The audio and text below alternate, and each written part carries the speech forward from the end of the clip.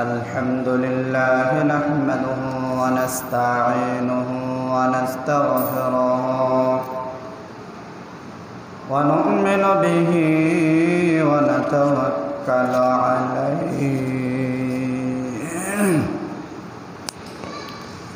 ونعوذ بالله من شرور أنفسنا ومن سيئات أعمالنا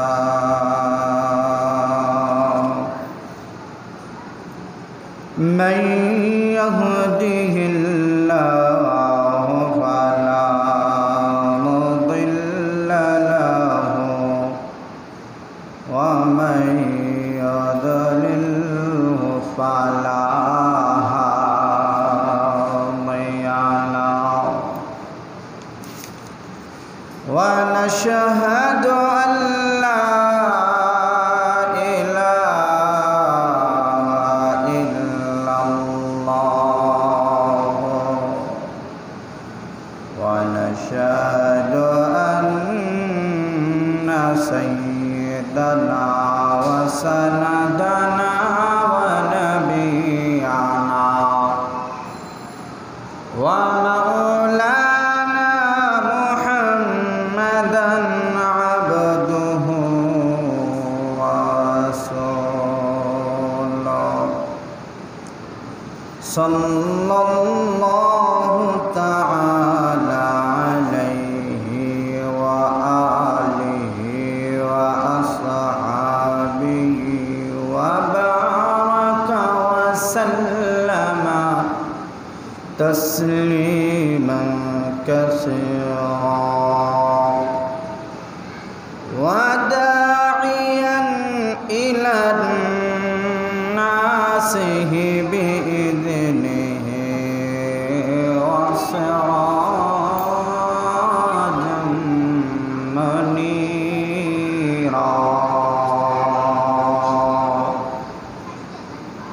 أما بعد فأعوذ بالله من الشيطان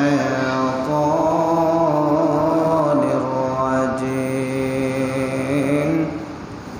بسم الله الرحمن الرحيم فمن يعمل مثقال ذرة خيرا يره ومن يعمل مثقال شرة يره وقال رسول الله صلى الله عليه وسلم نحن أحق بموسى منكم أو كما قال عليه الصلاة والسلام ونحن على ذلك من الشاهدين والشاكرين والحمد لله رب العالمين بلغ العلا بكماله كشف الدجى بجماله حسنت جميع خصاله صلوا عليه وآله محمد میں آکر کفر کو مٹایا کفر کو مٹا کر صداقت بتایا لا الہ لا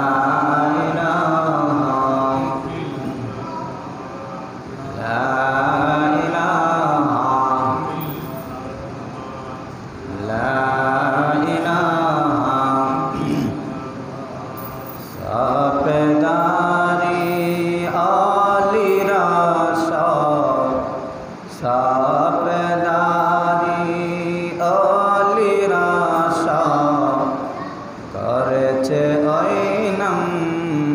সাধনা লা ইলাহা ইল্লাল্লাহ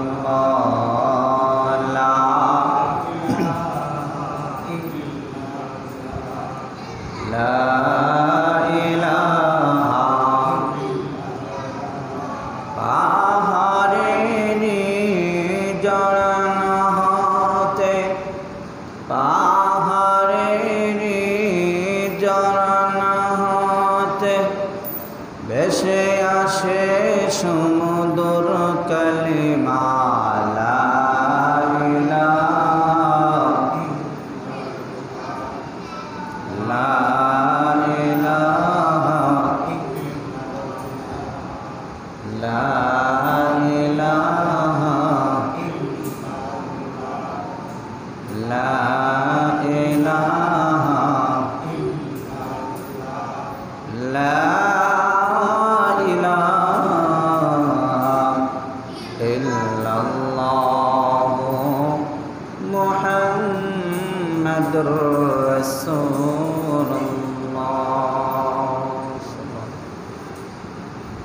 উপস্থিত সম্মানিত মুআজ্জাজ মুকাররম উলামা کرام তালাবা ইজাম বয়োজ্যেষ্ঠ বয়োঘনিষ্ঠ জ্ঞানী গণী বাবারা ভাইয়েরা আমার, মহান আল্লাহ তাআলার দরবারে হাজারো কোটি শুকর গুজার আদায় করে যে মহান রব্বুল আলামিন আমাদেরকে পবিত্র জুমা বার মুহররম মাসে আল্লাহ তাআলার ঘর মসজিদের মধ্যে নিয়ে এসেছেন। এই জন্য সকলে জোরে সোরে বলে আলহামদুলিল্লাহ।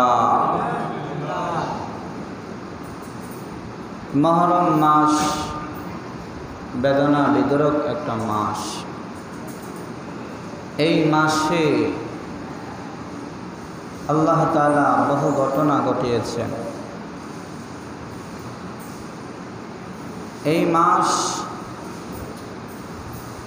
আরবি গণনা অনুযায়ী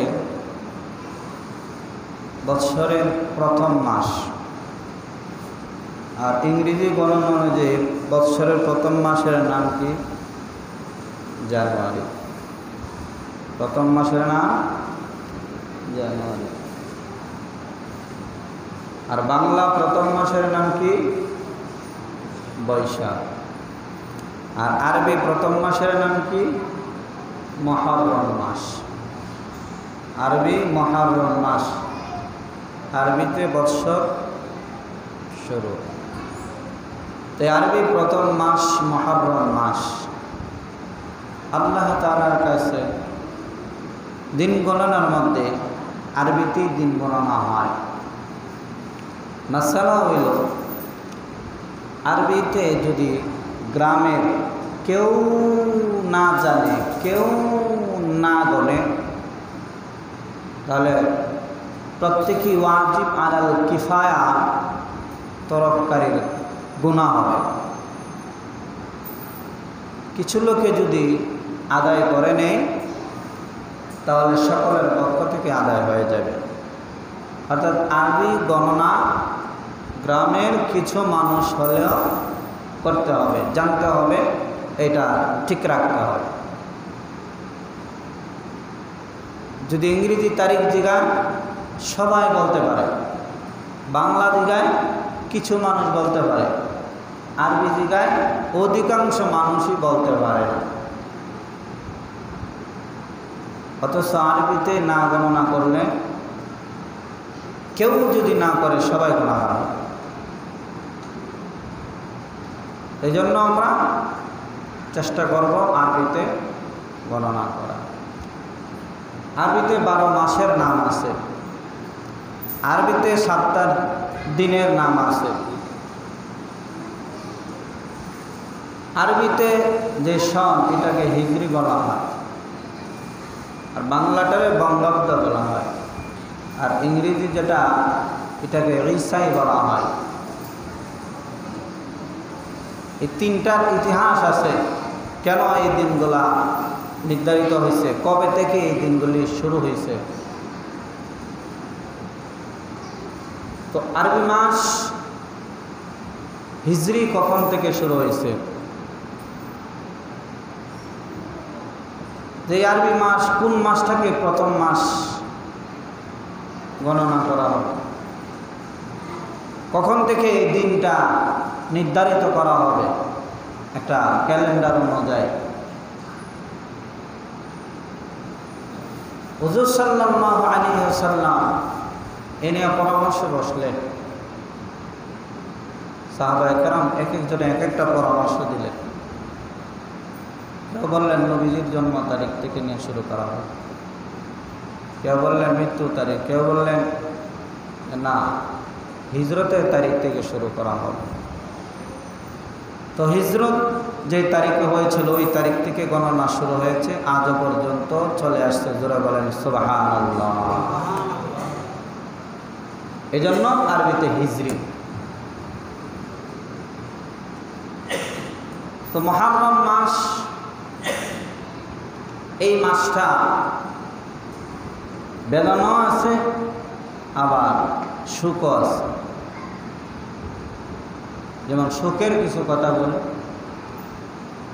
এই মাসের 10 তারিখ, মুহররম মাসের 10 তারিখ, এই তারিখটা প্রতিটা মানুষের কাছে পরিচিত যে আশুরার 10 দিন। আবার অনেকের কাছে পরিচিত মঞ্জিলের দিন। যারা শিয়ামতি এরা মঞ্জিল পৌঁছায়, এজন্য এরা এই আশুরার 10 তারিখকে মঞ্জিলের তারিখ কয়।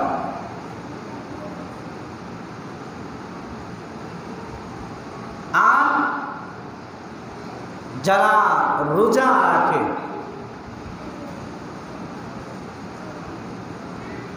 কোরআন হাদিস অনুযায়ী তারা এটাকে আশুরার 10 তারিখ বলে। আশারাতুন অর্থাৎ 10, মুহররমের 10ম তারিখ। এই 10ম তারিখে আল্লাহ তাআলা বহু ইতিহাস ঘটাইছেন। এই 10 তারিখকে কারবালার দিনও বলা হয়। কারবালার দিন কখন থেকে বলা হয়?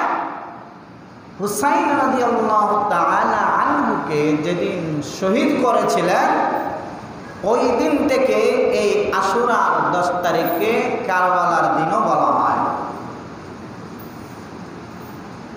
তো এখন বর্তমানে সারা পৃথিবীতে এই কারবালার দিন নামেই পরিচিত বেশি। কারণ আশুরার দিনগুলিতে যত ঘটনা আল্লাহ ঘটাইছেন, সবচেয়ে বেদনা বিদ্রোহ ঘটনা হুসাইন রাদিয়াল্লাহু তাআলা আনহুর শাহাদাত বরণের ঘটনাটা। এটা সারা পৃথিবীর মানুষকে কাঁদাইছে। যারাই এই ঘটনা শুনে তারাই কাঁদে। কেন? কারণ নবী করিম সাল্লাল্লাহু আলাইহি ওয়াসাল্লামের মেয়ের ঘরের ছেলে, ছেলের ঘরের ছেলে না, মেয়ের ঘরের ছেলে, বংশধর। বলে কিভাবে বংশধর? কারণ নবীজি যার কাছে বিয়ে দিয়েছেন ফাতেমা রাদিয়াল্লাহু তাআলা আনহাকে, ওনার জামার নাম কি বলতে পারেন?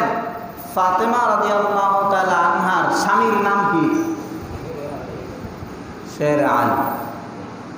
আলী রাদিয়াল্লাহু তাআলা আনহু ফাতেমা রাদিয়াল্লাহু তাআলা আনহাকে বিয়ে করলেন। এখন তাদের মধ্যে সম্পর্ক কি? নবী করিম সাল্লাল্লাহু আলাইহি ওয়াসাল্লাম তিনার বাবার নাম আব্দুল্লাহ, আর আলী রাদিয়াল্লাহু তাআলা আনহু এর বাবার নাম।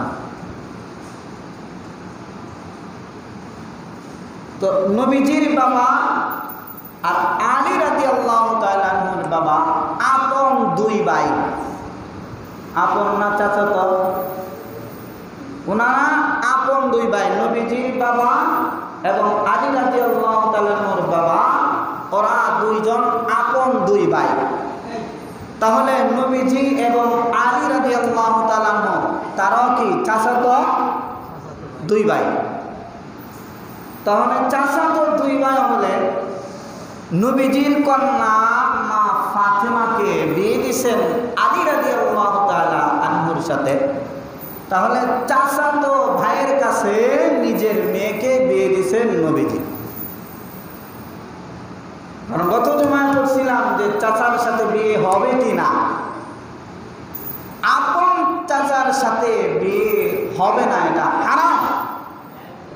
কিন্তু নবীজি বিয়ে দিয়েছেন চাচাতো চাচা, কারণ নবীজির আপন ভাইয়ের কাছে বিয়ে দেয় না, ওটা চাচাতো ভাই।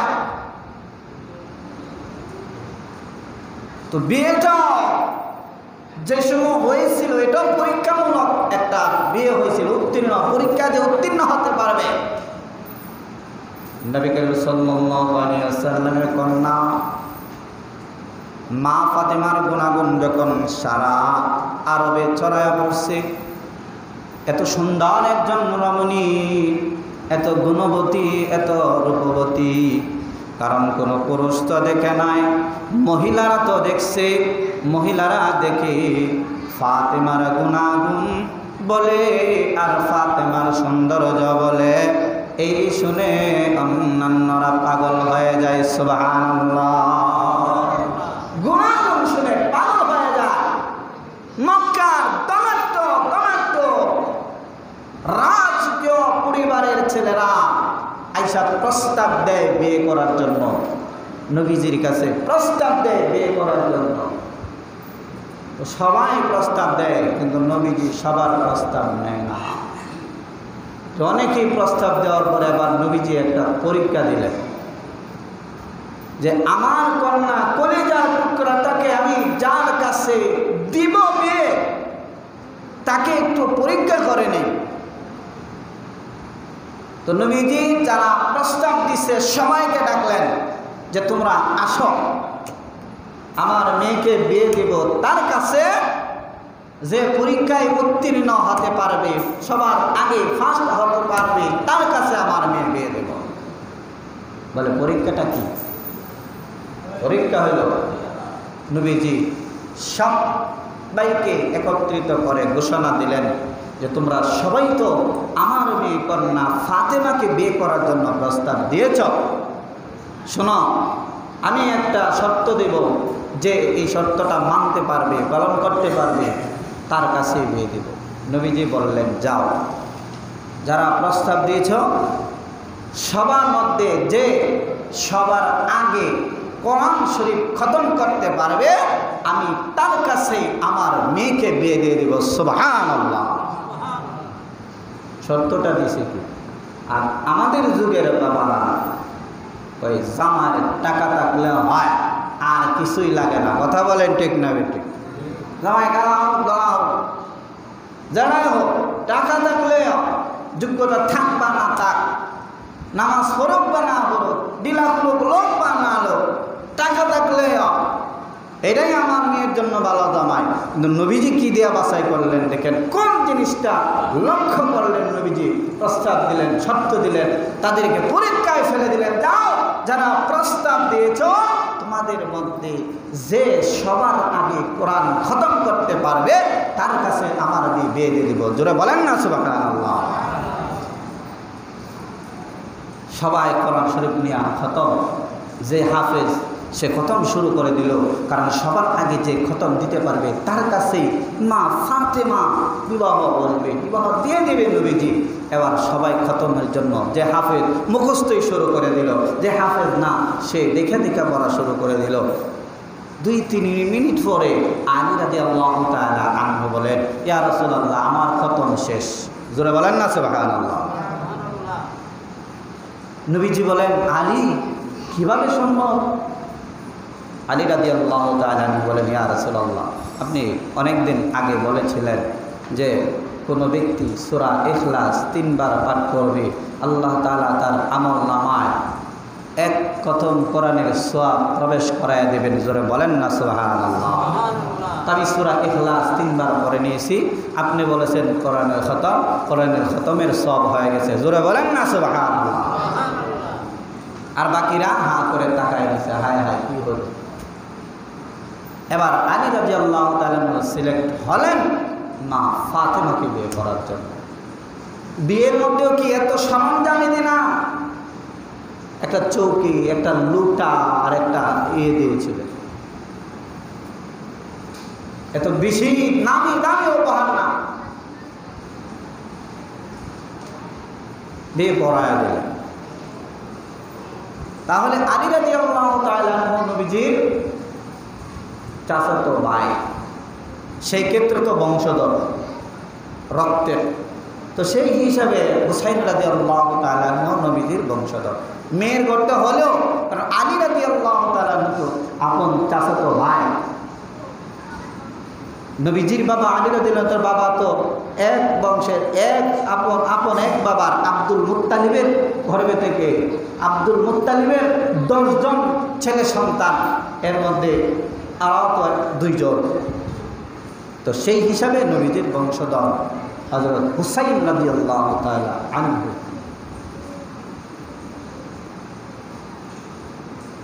হুসাইন রাদিয়াল্লাহু তাআলা আনহু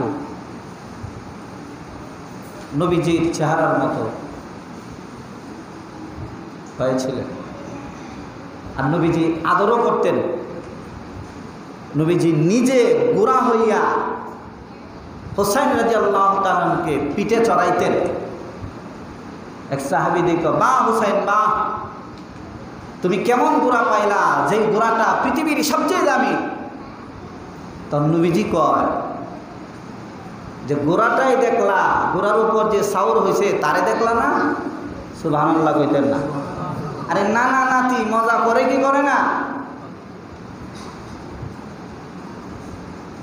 নবীজি হুসাইন রাদিয়াল্লাহু তাআলা কুটে চুমাইতেন, গলায় চুমাইতেন। নানারা খুশি হয় বাপ মারছে নাতি যখন কুলে পায়, দাদারা খুশি হয় বাপ মারছে নাতি যখন কুলে পায়। হয় কি হয় না? হয়। তারা মনে করে আমার একটা লাঠি হয়েছে, একটা ভরসা হয়েছে। হুসাইন রাদিয়াল্লাহু তাআলা আনহু এই কারবালার ময়দানে শহীদ হয়েছিলেন। সেই থেকে এই আশুরা, এই তারিখটা মানুষের কাছে প্রচার বেশি হয়ে গেছে, আগে তো ছিল না।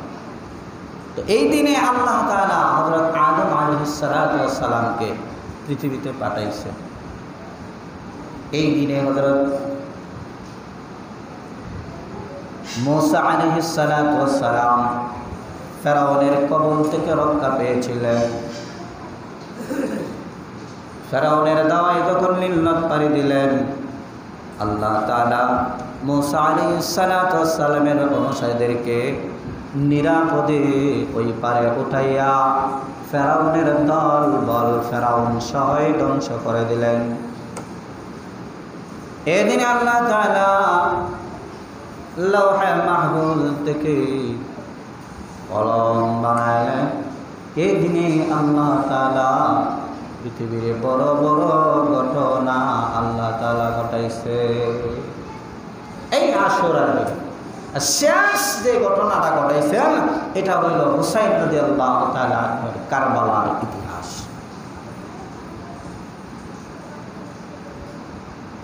তো কারবালার ইতিহাস লম্বা ইতিহাস। হুসাইন রাদিয়াল্লাহু তাআলা আনহুর ছেলেও ওই যুদ্ধে মারা যায়, আলী আকবর, আলী আসগর।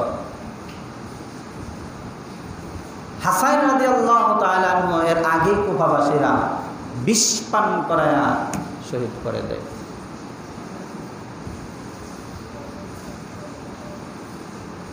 হুসাইন রাদিয়াল্লাহু তাআলা আনহু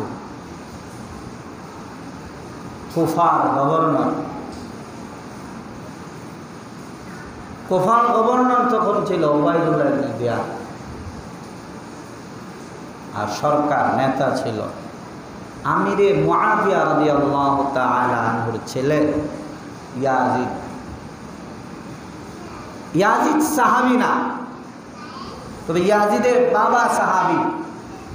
ইয়াজিদের বাবার নাম হইল আমিরে মুআবিয়া রাদিয়াল্লাহু তাআলা আনহু, জলিল কদর একজন বড় সাহাবী। নবীজির খুব নিকটস্থ একজন বড় সাহাবী ছিলেন। আমিরে মুআবিয়া রাদিয়াল্লাহু তাআলা আনহু যখন ইয়াজিদকে সরকার প্রধান বানাইলেন, তখন তিনি মিম্বারে বসে দুই খুতবার মাঝখানে যখন দোয়া কবুল হয়, এই সময় তিনি দোয়া করেছিলেন যে আল্লাহ, আমি যদি আমার ছেলের সম্পর্কের কারণে তারে গভর্নর বানায় থাকি, তারে সরকার প্রধান বানায় থাকি, তাহলে তুমি তারে ধ্বংস করে দাও, তুমি ব্যর্থ করে দাও তারে। এই দোয়া করেছিলেন। আমিরে মুআবিয়া রাদিয়াল্লাহু তাআলা দেখলেন এই সময় যদি এই ছেলেকে না দেওয়া হয়, তাহলে পার্শ্ববর্তী যে অমুসলিমগুলি আছে ওরা আক্রমণ করে মুসলমানদেরকে হত্যা করে ফেলবে। ওই দিকটা বিবেচনা কইরা দিয়েছিলেন, ছেলে হিসাবে না।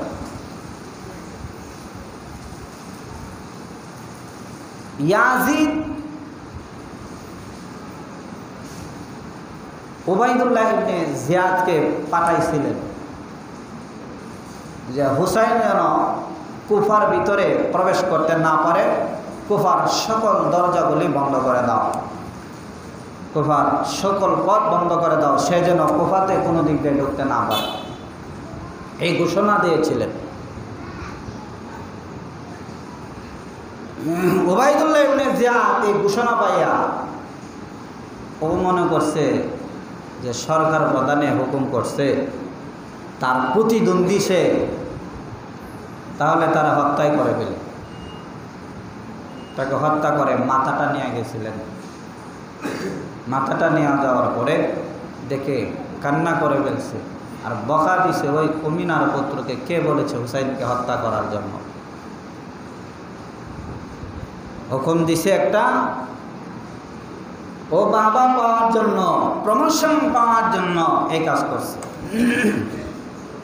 পরে প্রমোশন না পায় আরো ডিমোশন হয়েছে, কিন্তু ঘটনাটা ঘটায় ফেলছে। 70 জন 72 জন শহীদ করে ফেলছে। কত নির্মমভাবে তারা হত্যা করছে। ছোট বাচ্চাটারে পর্যন্ত পানি পান করাইতে দেয় নাই। শত্রুপক্ষ ওরা মুসলমান, তারা মুসলমান, উভয় পক্ষেই মুসলমান, আর নবীর বংশকে পানি পান করতে দেওয়া হয় নাই ফুরাত নদীর পানি।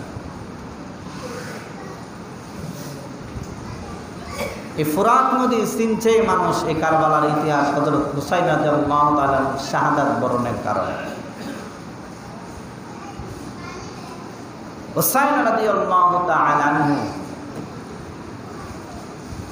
এমন একজন বীর সৈনিক ছিলেন যা পিছপা হওয়ার মতো না। হুসাইন রাদিয়াল্লাহু তাআলা আনহুর কাছে কুফা থেকে প্রায় 1.5 শতাধিক চিঠি গেছে যে হুসাইন আপনি আসেন, আমাদের এলাকায় ফল মূলে ভরে গেছে, আপনাকে আমরা গভর্নর বানাবো, নেতা বানাবো, এই বলে চিঠি দিয়ে নিয়ে আসছে মক্কা থেকে। তার আগে আলী রাদিয়াল্লাহু তাআলা তারাই মারছে, কুফাবাসীরাই। হাসান রাদিয়াল্লাহু তাআলাকে তারাই মারছে, কুফাবাসীরাই।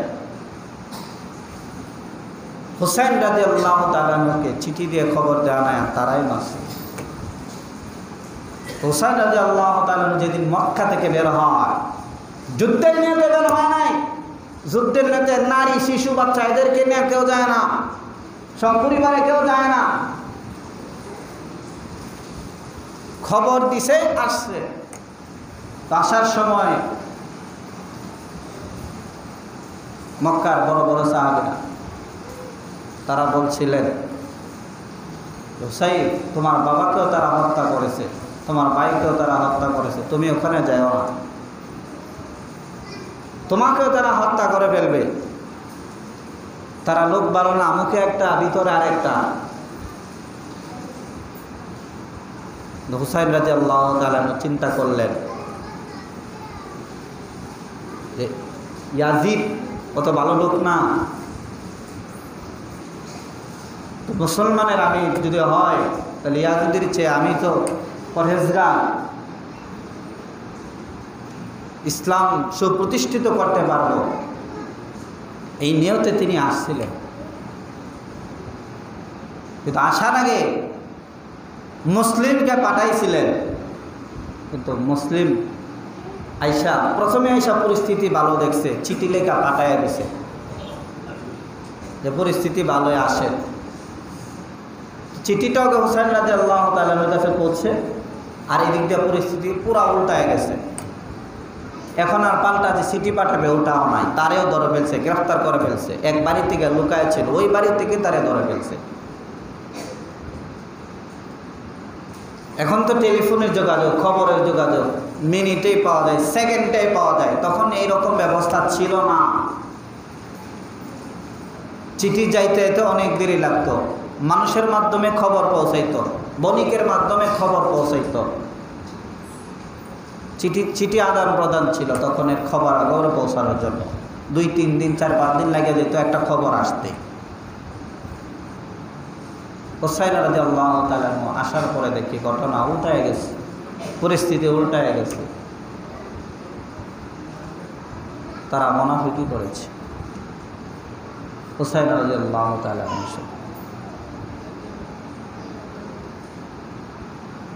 এই জন্য এই মুহররমের তারিখগুলি আসলে আমরা যে যে কাজগুলি করব আর যে যে কাজগুলি করব না, যুদ্ধের ইতিহাসটা সময়ও নাই, আগামী জুমায় বলবো ইনশাআল্লাহ। তো হুসাইন রাদিয়াল্লাহু তাআলা আনহু এই দিনে শাহাদাত বরণ করেছে। তো হাদিসে আসছে যে এই মুহররম মাসের 10 তারিখে যেই ব্যক্তি একটা এতিমের মাথার মধ্যে হাত বোলাইয়া দিবে মায়ার নজরে, আহারে বাচ্চাটার মা নাই, বাবা নাই, এতিম ছেলেটা, আল্লাহ তাআলা তার আমল নামায় ওই এতিমের মাথার চুল পরিমাণ সওয়াব তার আমল নামায় প্রবেশ করায় দেবেন। সুবহানাল্লাহ। আর পহেলা বৈশাখ ইলিশ মাছ দেখাওয়া না, খাইলে বরকত হইত না সারা বছর। হাদিসে আসছে বরকত হবে আশুরা 10 তারিখে। কোনো মানুষ যদি তার নিজের পরিবারের জন্য ভালো খাবারের ব্যবস্থা করতে পারে, আল্লাহ তাআলা তার সারা বছর ভালো খাবারের ব্যবস্থা করে দেবেন। সুবহানাল্লাহ।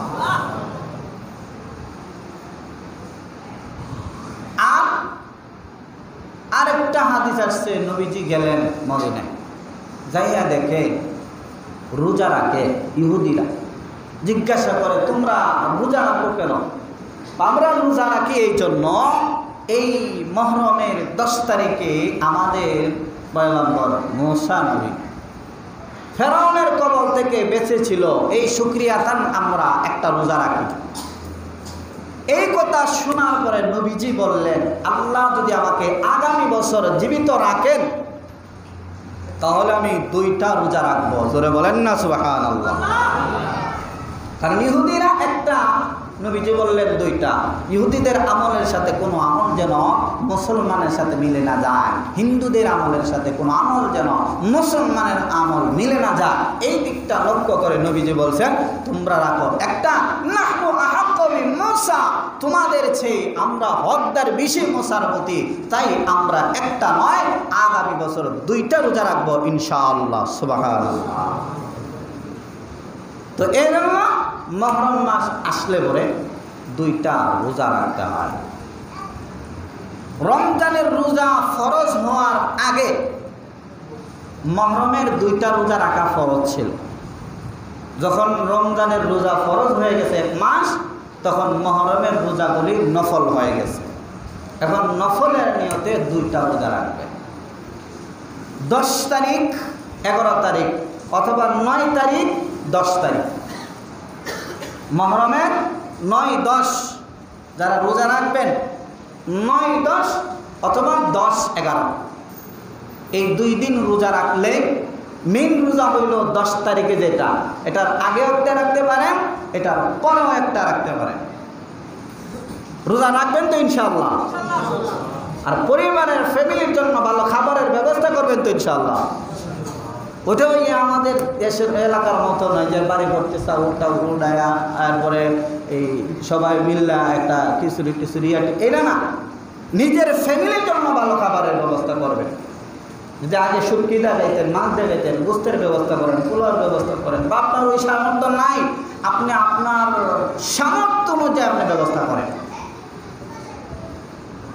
তো হাদিসে যেটা আছে, আপনি আপনার ফ্যামিলির জন্য ভালো ব্যবস্থা করতে পারলে আল্লাহ তাআলা আপনাকে সারা বছর ভালো খাবারের ব্যবস্থা করে দেবেন। ধরে বলেন আমিন। আল্লাহ তাআলা আমাদের সকলকে সহি আমলগুলি করার তৌফিক দান করুন। আলহামদুলিল্লাহি রাব্বিল আলামিন। যারা সুন্নাত পড়েন তারা ক্বাবলা সুন্নাত পড়েন।